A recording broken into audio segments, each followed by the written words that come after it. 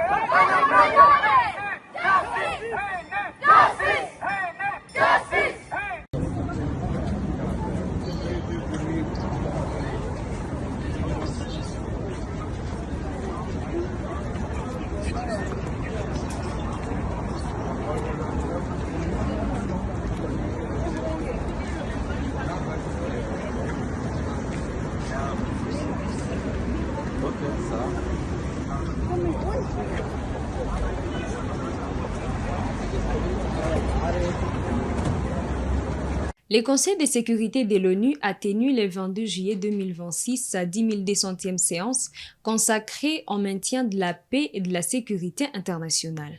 Sous la présidence de la République démocratique du Congo, les membres du Conseil ont débattu de la gouvernance des ressources naturelles comme facteur de paix et de sécurité et de prospérité. Je vais maintenant faire une déclaration en ma qualité de ministre des Affaires étrangères, de la coopération internationale, de la francophonie et de la diaspora congolaise de la République démocratique du Congo. Et j'ai l'honneur de vous donner lecture de l'allocution de son Excellence Félix-Antoine Tshisekedi Tshilombo, président de la République démocratique du Congo, qui, empêché, n'a malheureusement pas pu être présent parmi nous aujourd'hui. Monsieur le secrétaire général des Nations Unies, Madame la directrice générale de l'Organisation mondiale du commerce, Excellences, Mesdames et Messieurs les membres du Conseil de sécurité, Mesdames et Messieurs. C'est avec une grande fierté et un sens élevé des responsabilités de la République démocratique du Congo assume, en ce mois de juillet, la présidence du Conseil de sécurité des Nations Unies. Présider ce Conseil, c'est assumer pour un temps une part de la responsabilité collective de notre monde. C'est rappeler que cette enceinte n'a pas seulement vocation à répondre aux crises lorsqu'elles éclatent, mais aussi à identifier les facteurs qui les annoncent afin de mieux les prévenir. Au fil des décennies, le Conseil de sécurité a su adapter son action aux menaces de chaque époque. Aujourd'hui, une réalité s'impose avec une évidence croissante. La gouvernance des ressources naturelles est devenue un enjeu majeur de paix et de sécurité internationale. C'est cette conviction qui a conduit mon pays à inscrire ce débat à l'ordre du jour de notre Conseil, afin d'inviter la communauté internationale à porter un regard nouveau sur l'un des déterminants majeurs des conflits contemporains. Car le monde a changé.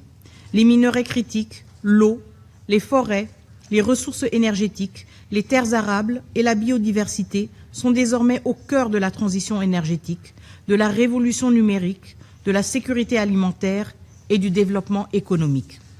Jamais les ressources naturelles n'ont autant compté pour l'avenir de l'humanité. Pourtant, dans de nombreuses régions du monde, elles continuent d'alimenter les conflits, de financer les groupes armés, de nourrir les économies criminelles, de fragiliser les États et de priver les populations des bénéfices légitimes de leurs propres richesses. Tel est le paradoxe de notre époque. Les ressources naturelles peuvent être le fondement d'une prospérité partagée ou le moteur d'une prédation. Tout dépend de la manière dont elles sont gouvernées. Excellences, Mesdames et Messieurs, pour la République démocratique du Congo, cette question n'est ni théorique ni lointaine. Elle touche à notre histoire, à notre peuple et à notre avenir. Notre pays compte parmi les plus riches du monde en ressources naturelles. Ses minerais stratégiques, son potentiel hydroélectrique, ses vastes terres arables, son exceptionnelle biodiversité et le bassin du Congo, l'un des principaux puits de carbone de la planète, constitue un patrimoine dont l'importance dépasse largement nos frontières. La première ministre Judith Suminwa Tuluka a présidé la deuxième session de la commission chargée de récupérer environ 350 millions de dollars de créances impayées de fonds de promotion de l'industrie. La commission a réparti les dettes en 6 catégories et créé 3 groupes de travail pour proposer des solutions dans un délai d'1 mois. Je pense qu'il est clair que nous en sommes à la deuxième réunion autour de son Excellence Madame la Première ministre sur ces dossiers importants qui concernent le recouvrement des créances du FPI. Alors, de quoi il a été question aujourd'hui? Nous avons rendu à son Excellence Madame la Première ministre un premier rapport qui porte sur la catégorisation de ces créances. Et nous avons eu au total 6 catégories de créances et nous pensons que c'est un travail qui est très bien fait, qui identifie évidemment par créancier les niveaux d'obstacles au recouvrement, qui nous permet en même temps d'asseoir la stratégie de recouvrement et d'identifier par la suite l'autorité ou l'administration compétente pour poser des actes en termes de recouvrement. Alors, je ne voudrais pas que vous parliez du recouvrement forcé. Il faut juste parler du recouvrement parce qu'il y aura une étape qui va être dédiée à un recouvrement à l'amiable aussi. Mais pour ceux qui seront récalcitrants, bien sûr, il va être procédé à un recouvrement forcé. Donc ceci est à la fois un appel pour dire aux uns et aux autres qu'il est temps de s'acquitter de ses devoirs, de ses dettes vis-à-vis du FPI. Parce que viendra un temps où ça ne sera plus à l'amiable, ça va être bien sûr par voie forcée. Ce qu'il faut savoir, c'est que maintenant, nous mettons en place 3 sous-commissions selon des thématiques qui sont très précises. Et sur base du travail qui va être fait, nous avons un délai d'1 mois pour revenir autour de la Première ministre pour faire notre premier rapport. Et donc, il y aura des communiqués qui vont passer à travers les médias pour informer les uns les autres sur l'attitude à avoir. Mais ce qui est certain, c'est que nous notons déjà qu'il y a des frémissements parce qu'il y a des débiteurs qui sont de bonne foi, qui nous ont même déjà écrit pour demander de négocier à l'amiable le règlement de leurs dettes. Et ça, c'est une bonne chose. Et nous pensons donc que de manière mensuelle, nous ferons rapport à la hiérarchie sur l'évolution de ces recouvrements. Il n'y a pas de chasse à la sorcière. Alors il faut d'abord savoir s'il y a une sorcière, ça serait qui? Si vous avez pris de l'argent de l'État que vous n'avez pas remboursé, et sorcier, c'est lui qui vous demande de rembourser ou vous qui avez pris. Donc nous ne sommes pas dans ce cas de figure de chasse à la sorcière. Tout ce que nous disons, c'est que nous avons mis en place une commission sur instruction du chef de l'État lui-même. Vous avez suivi une de ses communications en Conseil des ministres. C'est une commission multidisciplinaire. Donc, il ne va pas être facile pour les débiteurs d'échapper. Tous les services de l'État sont mis à contribution. Vous avez vu le format de la réunion. Cela est un signal très clair qui montre que ça va être compliqué pour les débiteurs d'échapper. J'ai dit que les sanctions sont aussi multidisciplinaires. Attention, ça va être vraiment de tous côtés.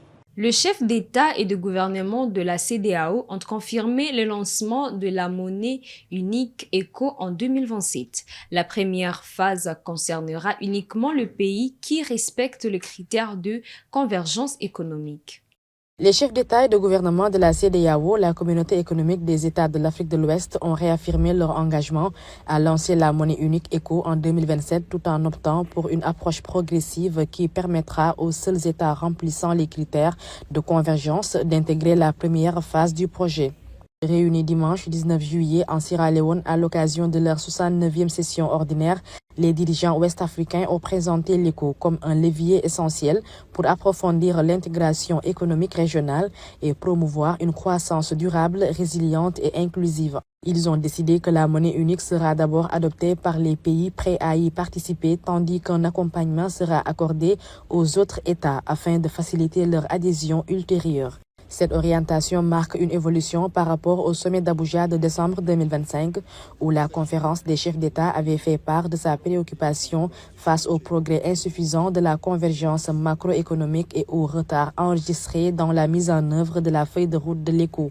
Les dirigeants avaient alors appelé les États membres à adopter des politiques économiques permettant de satisfaire aux critères de convergence et demander la réactivation de la task force présidentielle chargée du programme de la monnaie unique. C'était l'actualité internationale sur Kivu Morning Post, mesdames, messieurs. Merci de nous avoir suivis du début à la fin.